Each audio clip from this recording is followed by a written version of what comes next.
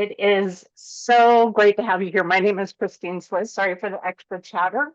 We're just waiting. Make sure that we had a full waiting room as we let you in. Welcome to the Business Friendly Checkup webinar. We're very excited about bringing this tool to you.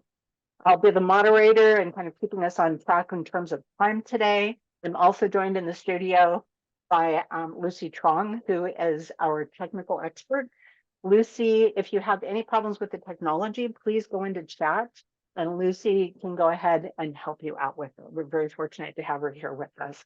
I'm pretty excited because I have the pleasure of introducing our two speakers today.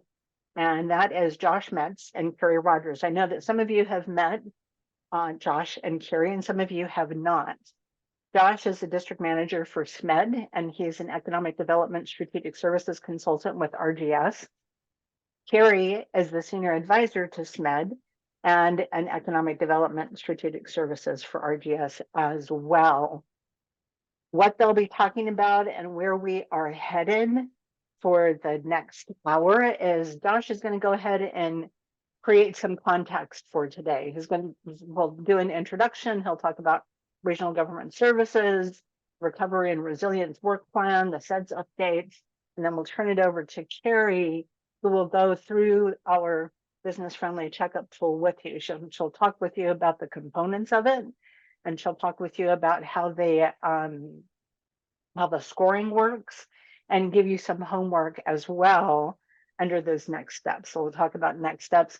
We have a Q&A scheduled at the end of the hour today, and I want to make sure that you know that your questions are welcome at any time. So if you would put your questions click on the Q&A icon on your toolbar, put your questions in there, we will make sure they are answered. So that's where we're headed. I'm going to go ahead, Josh, and turn it over to you. Great. Thank you, Chris. And yes, welcome everyone. Glad to be here. I'll give you a bit of that background that Chris mentioned, tell you about some of the programming that we've been getting rolling with the Sonoma-Mendocino Economic Development District and things that will be coming. And then Carrie will dive into the business-friendly webinar. So for those who may not know, RGS is a joint powers authority that was established in 2001, and we provide services to local governments, special districts, nonprofits, and universities around the state. We work in distributed teams, and we have a deep bench, so we're able to draw in experts as we need them on certain projects. On the next slide, we'll see that just for those who may not be as familiar with the Sonoma-Mendocino Economic Development District, this is also a joint powers authority that was established between the two boards of supervisors in Sonoma and Mendocino back in 2015 to serve the regional interests. And really the main work of the SMEDD, as we'll refer to it, is to support progress on this comprehensive economic development strategy, which is a strategic planning document that's required by the EDA to access funds that they may have make available through the Department of Commerce. And earlier this year, actually, I think it was the end of last year, RGS was contracted by SMEDD to provide the district management services. And so that's when we came in and have since been working closely with the staffs at the Sonoma Economic Development Board, as well as the Mendocino County CEO's office. And we have regular scheduled monthly board meetings, 1 to 3 p.m. On the third Friday of the month, and you can find all that information on smedd.org. And so I'm going to talk about two bodies of work that we've been undertaking since we began. The next slide will describe this category called the Recovery and Resilience Work Plan. And this has a number of components which really are made possible by the existence of a CARES Act supplemental grant that the district received back in 2018. 2021, I believe. So we were brought in at the time to activate work on this plan and put together, or activate work under this grant and put together a supplemental work plan that's outlined here. So the first body of work, which is indicated on the next slide, talks about just helping people understand what the SMED is, raise awareness, and increase the capacity of the organization. So really taking it from rather not well-known entity to increase our board capacity and to develop materials so that people can learn about what the SMED is and what it can offer to the region. The next category of work, under which this business-friendly communities activity sits, is around providing technical assistance to improve. This is again focused on kind of COVID recovery, so recovery and resiliency, technical assistance. And so under that body of work, there's been outreach and coordination that's happened. And now we're bringing this webinar about increasing business-friendly practices within communities, and that's what we're undertaking today. In addition to that, we defined a body of work under recovery and resiliency funding, and so we've been working to support readiness and pursuit of federal and state grant opportunities that different entities, cities, counties, and nonprofits may be pursuing in the region. So I'll tell you just a couple examples of work that's happened under that category. The first is the convening of a climate smart agri-food tech innovation hub workshop, which happened in May, held at the UCA&R Hopland Research and Extension Center. And really this was just to bring attention to this growing category of innovation and economic development work that's focused on innovative technologies and their application towards the food system. And so there's a number of resources that are available on the website around that. And our next steps there are seeking additional funding. Yep. The next example that I'll show here is around a recent activity that we were engaged in with a large group of partners in both counties to put together a response to the NOAA Climate Resilience Challenge. And so the SMED served as the lead applicant for this proposal that has a focus on harbor and economic and climate resilience, ocean ecosystem restoration, blue economy STEM workforce, and estuary resiliency and flooding issues and capacity building. So we did submit, with all the partners listed here, a phase 1 grant proposal.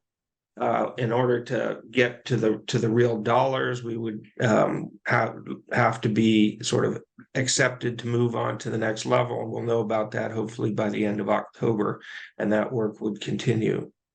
You'll be hearing more about additional work under this category that we're supporting. One thing I will say is that the SMED has the ability for any public agency, nonprofit, or educational institution in the region that may be going after grant funding, as long as your project fits within under the goals, the 4 main goals of the SEDS, we can offer letters of support for your proposal. And so that's proven really valuable for a number of entities already.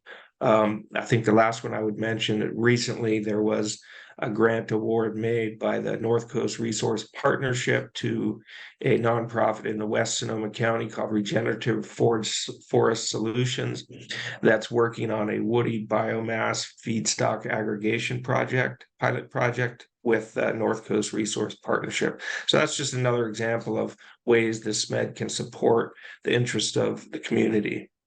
Finally, under this body of work, we do a bunch of grant reporting and oversight. And as anyone dealing with grants may know, this is not insignificant. So before I pass the mic to Carrie, I do want to just give you a brief heads up that under another funding stream, we're also responsible for annual updates of the SEDS. And so there will be a process kicking off in the next month where we will be engaging with folks with interest in the SEDS, people who are advocates of projects that are currently listed there, and we'll be seeking input on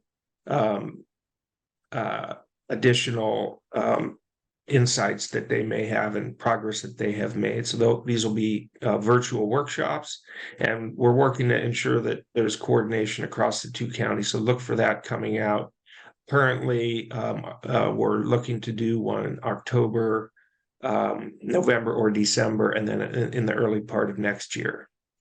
So with that, I think that concludes my background, and look forward to connecting with you all in the future. Check us out through SMEDD.org. And I then would pass the mic to Carrie to walk us through the Business Friendly Checkup webinar.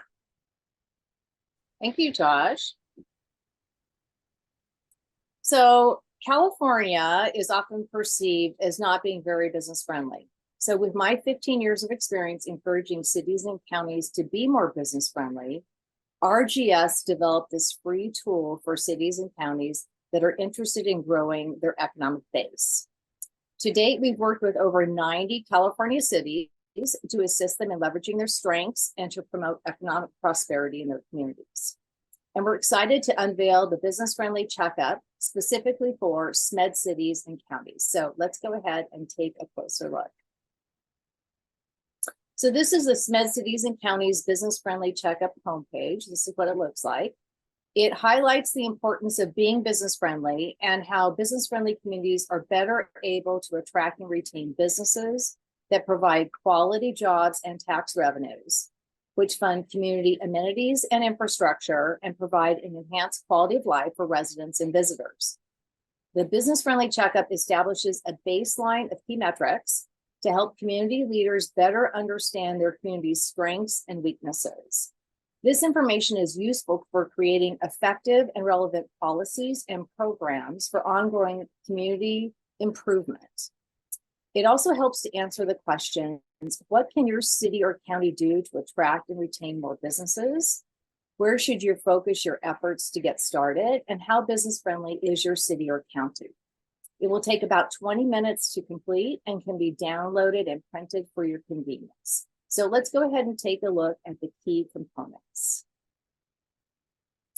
So for SMED cities and counties, the business-friendly checkup began with an initial online analysis of each community's current business-friendly attributes, which are highlighted in a customized results report for your community.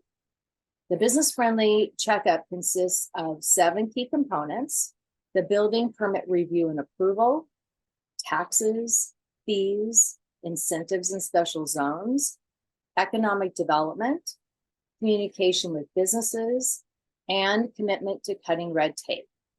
So now let's take a look at the rankings.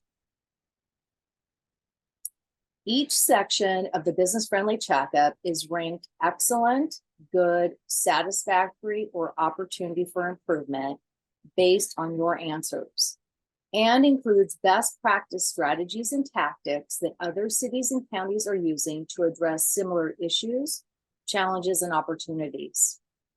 So for the purpose of this webinar, we took the business-friendly checkup as if we worked for SMED City, California.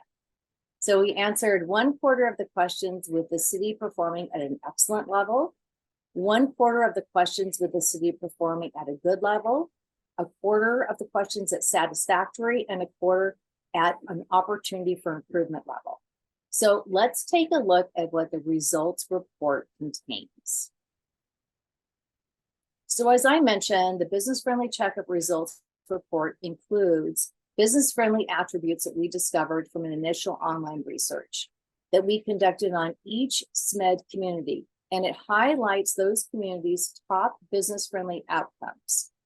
So for SMED City, California, we found the following advantages of doing business in this city: a list of available business resources, a city profile and projections report, how to start a business with detailed information and sample business plans, an online business licenses and permits, streamlined building permits, a link to the Small Business Development Center, the SBDC, which is full of important information for small businesses. So the business-friendly checkup is now available to all California cities and counties, but only the SMEDD cities and counties customized results reports include this additional business-friendly research and findings that we conducted. So these findings, along with the attributes that you'll find in your customized results report, those are important for each community to highlight as competitive advantages for business attraction, retention, and expansion. So now let's look at one of the building permit review and approval questions. So here is one of the questions in the building review and approval. And you can see how long does your city take or county take to review and approve a minor building permit. And then it'll give you the options here that you can see. And so I think it's important that we discuss why this is really important to businesses.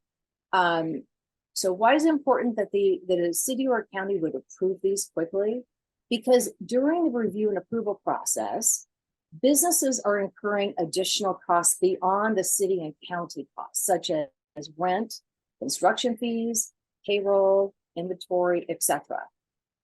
If the review and approval process is delayed due to consecutive reviews versus concurrent reviews, or for other reasons, businesses can lose thousands of dollars and even consider ending their plans for opening or expanding in the city or the county. However, cities and counties can assist businesses with expansion by providing efficient, streamlined building permit review and approval processes for both tenant improvements as well as commercial and industrial new construction. So let's take a look at the results for this question. So as you can see, the business-friendly results report includes a title of each section, acknowledgement of your community's results for each section, best practice strategies, tools, and tactics that other small, medium, and large communities have put into place to be a more attractive location for businesses, jobs, and investment. And finally, the ranking and score for each section. So here, SMEDD City scored an 18 out of 18 or excellent in the building permit review and approval section. A best practice for this section is that business-friendly community department heads meet regularly to identify opportunities to streamline and eliminate duplication of effort. So what are cities and counties saying about this? They've told us they're not surprised that they scored low, and they know it's important to improve the permit review and approval timelines. The cities and counties were surprised that the longer approval timelines means lost revenue for both businesses and the city or county, increased business expenses, and delays in the creation of jobs. So let's take a look at taxes. Here, SMEDD City scored a 9 out of 13, or a good in the taxes section. So best practices, we know that taxes are different for each city and county throughout California, but taxes matter to businesses. Businesses make location and expansion decisions based on the overall cost of doing business. And reasonable taxes allow businesses to grow and expand in your city or county and allowing for hiring of additional employees.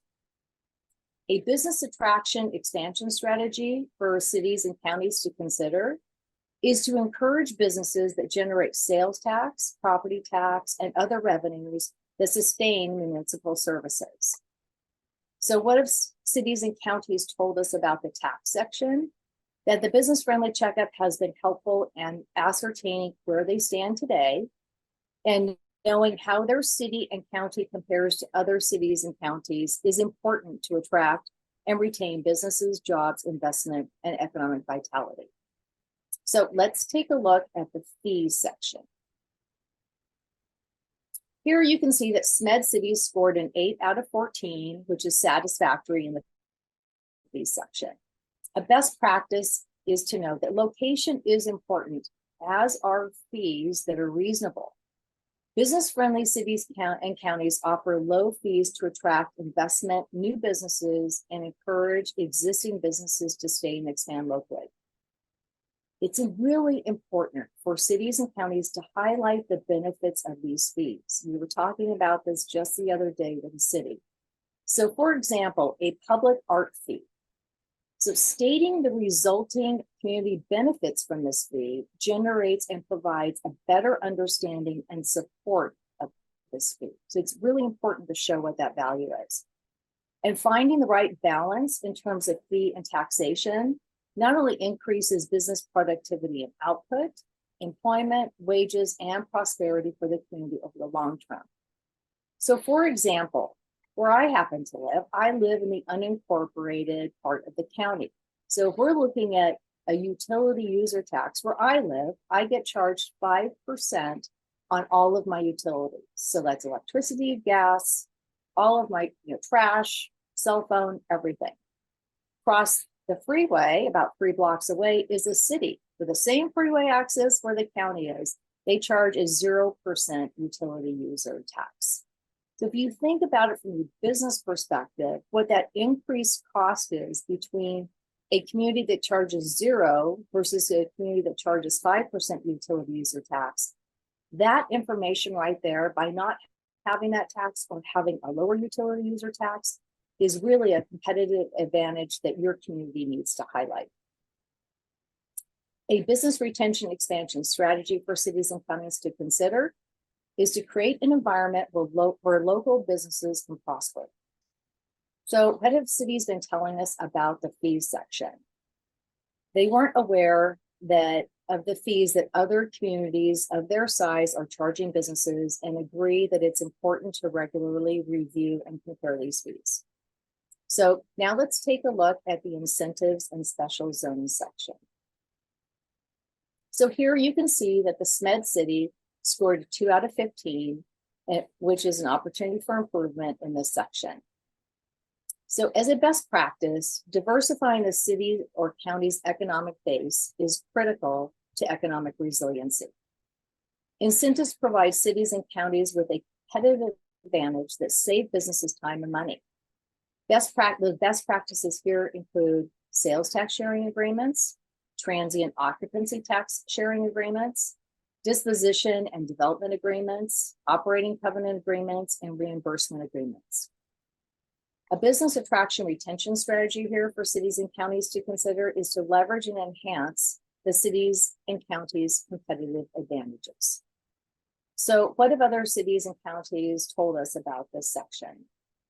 They were actually surprised to learn that there were incentives and special zones that are available in their communities that they were unaware of, and understand the need to not only educate city staff and county staff, but to market these competitive advantages to businesses, developers, site selectors, and real estate brokers for business attraction, retention, and expansion. So let's take a look at the next steps. So for SMEDD cities and counties, the next step is for you to take the business-friendly checkup and get your baseline metrics. After completing the business-friendly checkup, you'll receive the top 3 to 4 outcomes we noticed, customized business-friendly checkup results report that we'll review with you and provide recommendations to develop a plan to implement business-friendly enhancements. So why, again, is it important to enhance business-friendly practices? For businesses, time is money. Local businesses provide much needed revenue to cities and counties and employ residents, which increases their quality of life and their economic well-being.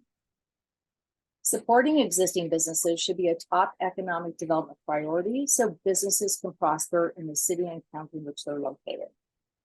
And providing high quality city and county services and the accessibility and responsiveness of the city and county to the businesses is really key. So for those cities and counties that desire additional expertise and assistance, RGS can design and implement a customized action plan of strategies and tools to use to become a more attractive location for business, jobs, and investment. Our business friendly enhancement team has more than 150 years of combined experience in these components of the business friendly checkup, and we'd be happy to help your community. And now I'll turn it over to Chris regarding the Q&A. Great, Carrie, thank you very much. So one quick question as I go to the Q&A, we do have some questions in there, is who is the person or persons who should be filling out the business friendly checklist in an organization? Well, I would recommend the city manager have involvement, as well as economic development and or community development. There are some questions that might be important to bring in, make sure that planning, building, and safety has some input to make sure the answers are accurate. But those would be the folks that I would involve. Okay, great. Thank you for that. And Kelly, thank you very much for your question. Kelly's question is, how were the best practices determined? Can you speak to that, Carrie? Yes. So they were actually determined based on small, medium, and large cities that have addressed similar issues. So I think we all think that the things that your community is facing are really unique. But when you take a look at it holistically, we're seeing that small, medium, and large cities and counties, whether they're in an urban area, they're in a suburban area, a rural area, they're all facing components that they can address by becoming more business friendly. And so these best practices were taken from over 89 different jurisdictions and what their responses and recommendations were. Great, thank you. And it's really based on the things that actions that cities can take without having to go to another entity for something, whether it's financing or something else, right? Well, the best practices that are provided in each of the 7 sections, I think are really critical. And again, the reason is it doesn't matter what size your city or county is, or even if you're rural or urban or suburban, many of them have faced similar challenges and have come up with recommendations that we're including in these strategies, tools, and tactics on how your community can address those issues and challenges, and then also what they're doing to take advantage of these opportunities that are out there as well. Thank you. We had another question, and that is the survey designed for cities to fill out, or can it be pushed out to local businesses? No, it is meant for the government, for cities and counties to fill out themselves. And it takes about 20 minutes to complete. And we've created so that Lucy was terrific in creating this entire checkup on the back end. But she created a way that it can be saved. So you can start working on it, hit save, and then you can come back to it when you have time again. Or you can download it and print it. And if you need to hand different sections to different divisions, you can do that as well. And then come back in and complete it, but it needs to be completed by the jurisdiction. Carrie, thank you for that. And one more question, and that is, what are some of the tangible benefits that have been experienced by cities and counties by taking the business friendly checklist?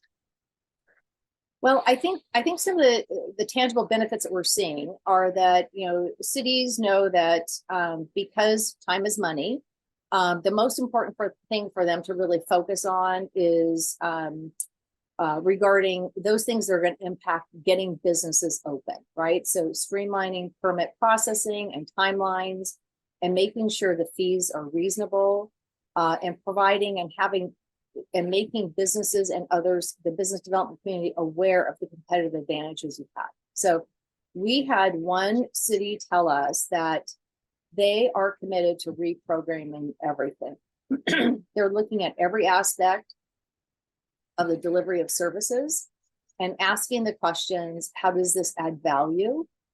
How does this benefit our residents and our businesses? And how does this make us more business friendly? And I think it's really important that we take that to heart, that a community has decided we're going to take this step. We know it's going to take time, and we know it's going to be a process, but it's an important process if we want to have economic resiliency and vitality and provide jobs for our residents. Great. Carrie, thank you.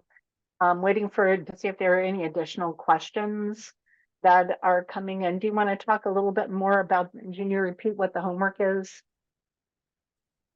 Yes, so the homework would be to, for your organization to fill out the business friendly checkup. We have a number that are coming in every week that we're working on. So we would recommend if you would complete those sooner rather than later. That way it'll help out with a pipeline, and so we'll be able to get back to you sooner. That's the first thing we would recommend. And again, what comes out of this, I think it's really important to have that baseline to know where the city stands today. And then all these best practice strategies and tactics that other cities have used to be able, again, to address those issues and those challenges, but opportunities as well. Those are included in our recommendations. And we're talking with one small city, and the city manager said, look, we're small, we're struggling, and we need to diversify our income and our economy. And his comments were the best practices, and the one-on-one discussion that we had was not only very thought-provoking, but it was really insightful. So we hope you'll take advantage of that. Excellent. I'm not seeing any additional questions in the Q&A. We've covered a lot of material today in a really short period of time. And Josh created some context, talked about SMEDD, recovery and resiliency, and the SEDS update. Carrie, you've gone through the business friendly checkup and kind of what the elements are, how it's scored, and who should take it. Carrie, is there anything else that folks need to know before we finish today? You know, I think one, we had a couple of other communities share some things that I think might be just helpful for you to know. And one city stated that it was really helpful in quantifying the results of their day-to-day operations. And they were going to take the business-friendly checkup results report to their city council as educational material. So it's important, and they think it's vital for them. Another county told us this last week that the best practice ideas that we shared are brilliant, and they look forward to implementing some of them. And that's really the reason that we think it's so important. We know California is a tough place to do business. However, we are the 5th largest economy in the world. So we're doing a lot of stuff right. But we know that in order for our businesses to grow and to expand, and for you to be able to attract more businesses to your community, it's important that we're looking at things from another perspective as well, right? So it's from that business perspective. And why would a business want to choose your location over another location, or remain in your location versus relocating someplace else? And we think this business-friendly checkup is going to help answer those questions. Carrie, thank you. It's always good to do that internal stop check, see how it is you're doing, evaluate what your strengths and weaknesses are, and how it is that you can move forward. So, and it's a great tool for that. I'm going to add my 2 cents and say, really encourage you to make use of the tool and do a real honest assessment of where you are as a local jurisdiction. So, Carrie, thank you for that. I'm not seeing any additional questions. So I'm going to pause to see if any come in, but not too long, because it's a long time on Zoom if you pause too long. And with that, I'm going to say it looks like people have had their questions answered.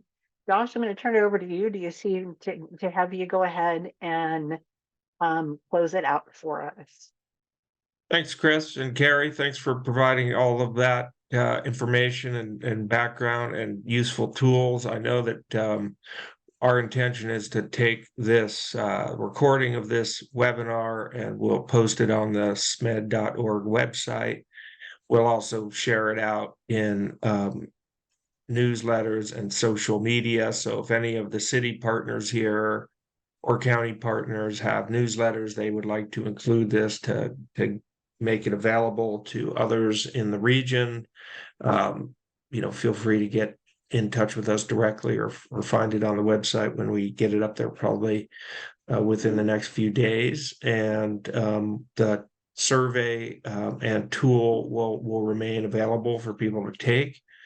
And we hope people find this useful. So thanks a lot for making the time in your day to join us, and we'll look forward to seeing you sometime soon. Josh, thank you so much. Yeah. Thank you. Take care, everyone. We do have a, I'm sorry, we do have a survey for you all to fill out just to review evaluate the webinar and let us know what we can do better next time. So I will drop that into the chat. Lucy, thank you. Wishing you the best. Everybody.